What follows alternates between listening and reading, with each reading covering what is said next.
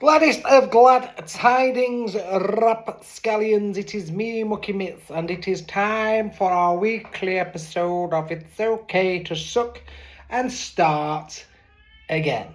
What is, as you can hear, I have a little kitty cat in the background that is meowing because I am cat sitting this week. So, hello? Can you be quiet?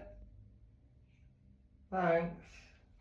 Anyhow, so again, this is all about unedited, raw content. I don't faff about taking things out like cats meowing in the background and stuff like that because life is not perfect, is it?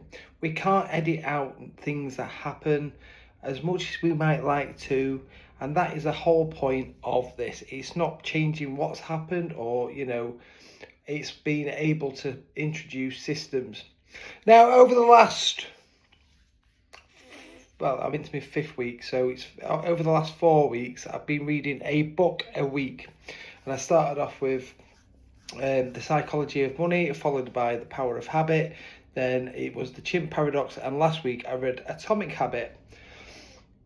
Now, these books, little bit by bit, little building blocks, are starting to help me understand different systems and things like that. And it's made me think about like new things. Now, obviously, this week I am currently in the process of moving into my own apartment as I am here today, which is nice. So that means I've got no housemates or people slamming doors. Nobody's going to interrupt me. Nothing. However, I do have 3 cats to look after at the moment, which is going to happen for the next week.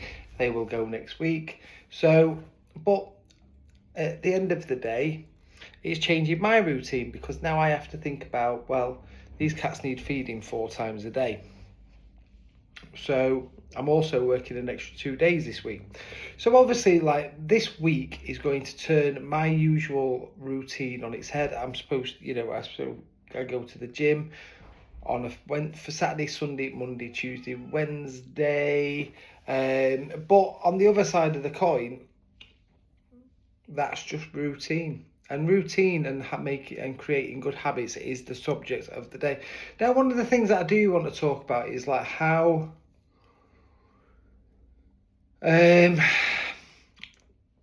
we incorporate systems into changing better habits. Because one thing that I've been doing obviously becoming able to literally read a book every week instead of doom scrolling is massively beneficial.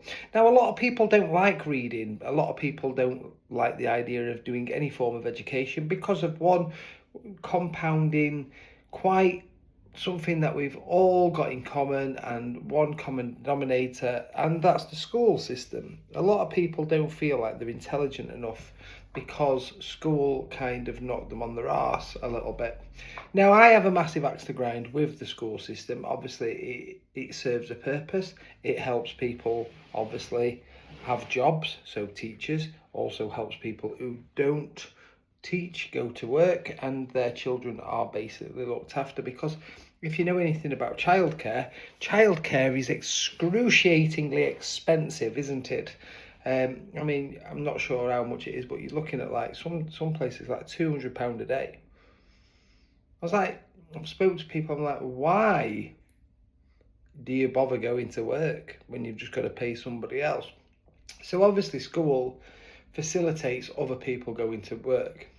Obviously, in my view, and you might like disagree with me, and that's okay, because it's okay to disagree sometimes, and that's how debates are formed. And I think that's one thing that's wrong with society at the moment, because of social media, because of like this, you don't have this face-to-face and ability to sort of talk face-to-face and see how other people, we become desensitized to being quite nasty to each other.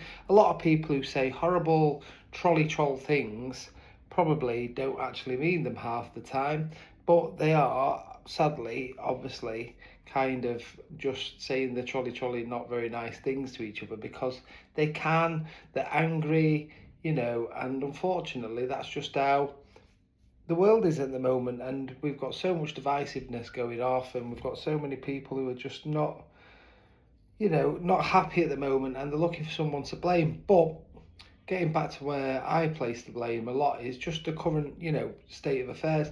Now, I would like, if I got put in charge of the education system, now before I started school, or maybe when I first started school, there was still about, but I don't know, I'll have to look into this. But there were once something called a tech college, then you had a grammar school, then you had a comprehensive. Now, people who were excellent at education went to grammar school, like excellent, people who were sort of in the middle went to comprehensive, and then people who maybe weren't great with things like academia went on to go to technical college. And I feel like we need to kind of have that sort of, not exactly that set up, but like something along those lines, because that system worked. It made sure that people got put, rather than like getting people to go to university, or push people to do academia and test them with exams and exams and exams and exams and more exams and more exams, to the point that we have become so afraid of failure. But if you fail your exams, your life's over. And I left school with very few in the ways of, GCSEs, which is the UK equivalent to maybe your sort of like exams. But I left and I did my apprenticeship, and it was just so happens that I've always loved reading. The one thing that I do really, really enjoy is reading. And I believe that if you are interested in a subject and you wish to learn something intently, you can read a book, or listen to an audio book, or listen to a podcast.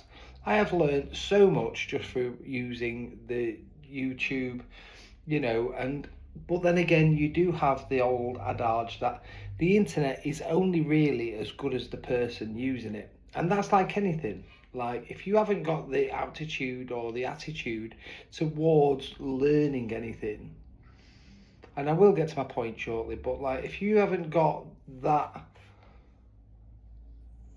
drive, but then that drive may have been taken away from you, because the simple fact of the matter is that you were made to feel like an idiot because you couldn't pass a few exams at school. And in reality, that's not what life is like, is it? Life is not. There's no exams. You don't finish work at the end of the week and sit down and have to do it. Well, okay, so sometimes you might have to do an assessment or whatever like that, but depending on your job. And there are, obviously, as always, there are exceptions to every rule. But overall, I don't finish work on a, Sunday afternoon when I finish my final haircut and have to sit down and write an essay on why I did that haircut on that person or whatever. I just did it because over 27 years of cutting hair, I've just learned how systematic things are. I look at somebody's hair, I work out what hair density they have, what kind of texture it is it curly, is it straight, each individual hair, is it really thick, is it really fine? If I put a 0 on this hair, is it just going to disintegrate? If I put a 0 on this hair, is it even, where do I start my fade line? And there's all these things to take into consideration. Now I could go deeper, like into hairdressing, and where there's a lot of intelligence being used for people who do hair colouring and things like that, because I've worked with some colour technicians that are absolutely amazing, and they can do all sorts of things. But these are all different levels of intelligence. So to define intelligence by doing a one-cap-fits-all education system, for me, is just not it's not what society needs. And, people who maybe don't... I know people who literally can barely spell that can build houses. Do you know what I mean? They can look at plans and things like that, and they can read plans.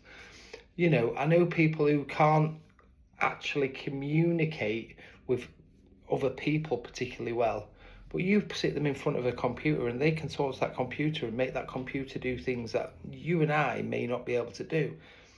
Everybody has a place, everybody, and that's why I feel that rather than just putting people through the mill, you've got to do maths, you've got to do English, you've got to, and obviously these things are important. We have got to learn English because that is our language, but it's also, when we do history, we do a very fine level of history. We don't really look into, I'd like to see a more in-depth evaluation of the British Empire. I think if we're going to all be patriotic and we're going to, wave our flags and things like that, then I think it's only right that we study the 500 years that the British Empire were at its pomp, should we say, and investigate.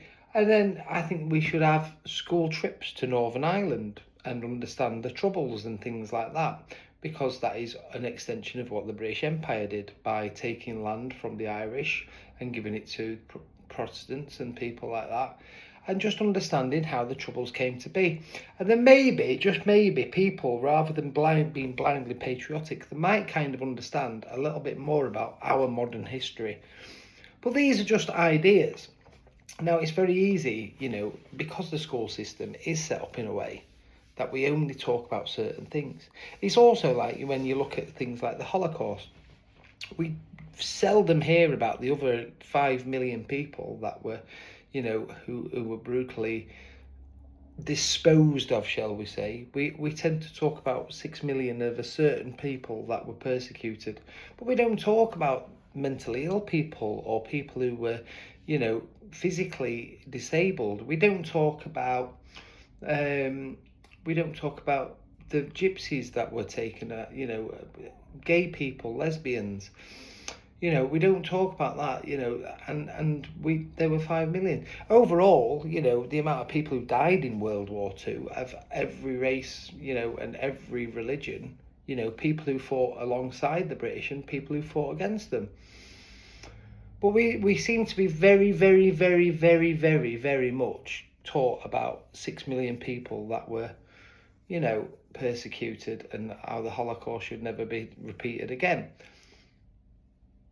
I mean, make your own assumptions on that, but would it not make more sense to talk about the other 11, another 5 million, the 11 million people who died in the Holocaust, let alone all the millions and millions of people? We don't ever talk about like how Stalin, had like killed 20 million of his own people through, communism, and how like people were persecuted just for having an opposing opinion. Because if we don't know about these things, we can't discuss these things. If we can't discuss these things, then only a certain amount of people know about them. It's very easy to be prejudiced of other people, isn't it? Now, I'm not saying that's all, the planet or anything, but my tinfoil hat doth spin sometimes, and it does set off sparks.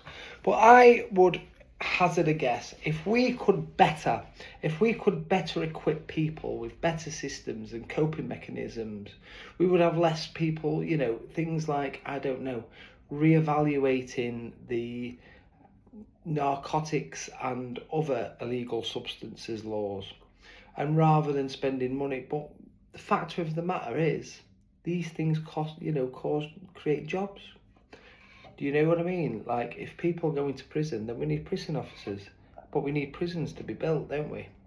But we don't look at, like, maybe, I don't know, building rehab centres and rehabilitating people and building them up stronger. Because as somebody who has suffered from addiction and beat it, not just one addiction, but multiple addictions, and I'm currently now working on my way through beating a sugar addiction. It's something like, if you met, like, sugar is is a drug. Like, people don't seem to understand that sugar is one of the most addictive substances on earth. Yeah, it's one of the things that we give to our children when they're very, very young. Alcohol is a massively, and look, I don't want to be that drinker or ex-smoker or I don't drink, you shouldn't drink. Look, I'm cool if you can go out and have a few pints on the weekend and that's it. But unfortunately for some people, And I wouldn't want for some people to ruin it for everyone, but for some people, inclusive of myself, I've probably known more alcoholics than I've known heroin addicts or, anybody like that. So at the end of the day, we see the people that are left to rot on the side streets and whatnot. And what you'll tend to find as well, going back to addiction and stuff like that, you will find people who enable each other.